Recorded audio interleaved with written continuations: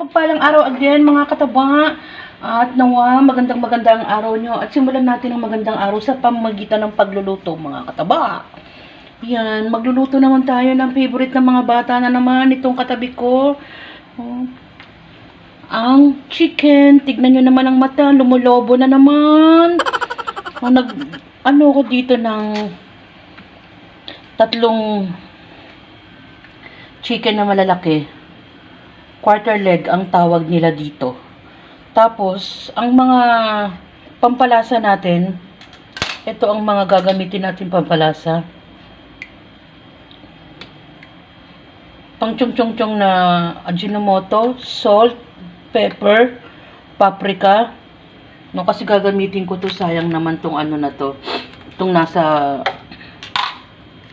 plastic na yon. Nagsalin kasi ako. Tapos may natira ako ng dried parsley. No? Isilalagay ko rin yan. Sabi ko nga, yung mga meron tayo dito ng mga herbs, sinasama natin. Pag wala naman, sabi ko nga, pwedeng salt and pepper lang, yun ang gamitin natin. Kasi meron naman dito, di lagyan natin. Mag-season tayo ng salt. Kasi mahina yung pressure ng salt.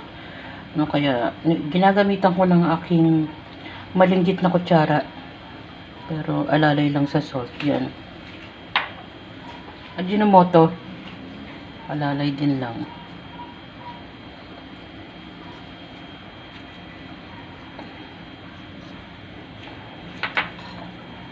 Maglagay tayo ng paminta.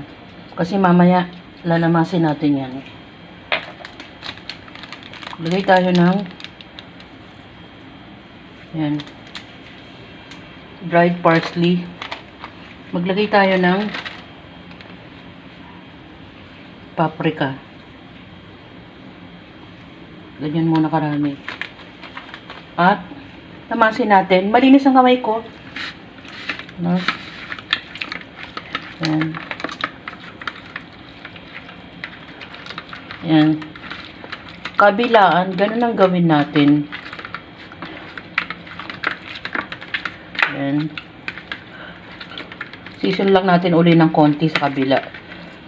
So, tapos, i-rest natin mga 30 minutes bago natin i-fry. Para kumapit yung mga herbs natin at mga pampalasa natin. Lalagyan natin uli siya ng konting mga pinanglagay natin. Dahil nakita ko yung bawang dun sa lalagyan namin ng stock, nag-add ako ng garlic powder. Na ano ko na rin, na-mash ko na rin dun sa nalamas ko na yung garlic powder ng mga kataba. At na-rest na din natin ng 30 minutes. After natin ma-rest, meron ditong mainit na mantika. Pwede na natin ilagay. Isa lang na natin.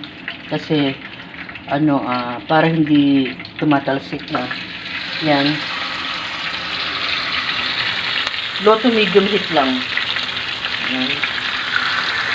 Lagyan natin ng konting space ang isa't isa. Ayan. Tapos, takpan natin para makulog. Iyan, binaligtad na natin yung isang side naman. Tapos, hindi ko na-mention kanina, nilalagyan natin ng gili yung chicken. No, yung quarter leg, 3 gili para maluto din yung loob. At tinatakpan natin para, sabi ko nga, nakukulog. Mas, siya, maluluto. Iba't ibang klase ng pagluluto ng chicken, mga kataba. At ganun din ang araw-araw na pagre-request ng mga bata pagdating sa chicken. Nagluto naman tayo ngayon ng fried chicken. Nilagyan natin ang mga iba't ibang pampalasa. Tulad ng dried parsley, paprika, garlic powder, salt and pepper. Yan ang ating fried chicken. At sinamahan naman natin ng simple lang din mga kataba. Pinakasalad na natin yan. Pipino, pineapple tidbits, nilagyan natin ng egg at meron tayong ketchup with mayonnaise. Yan ang ating magkapares. Enjoy, kumain at maging masaya. Salamat sa panonood! At masaya na naman yung anak ko!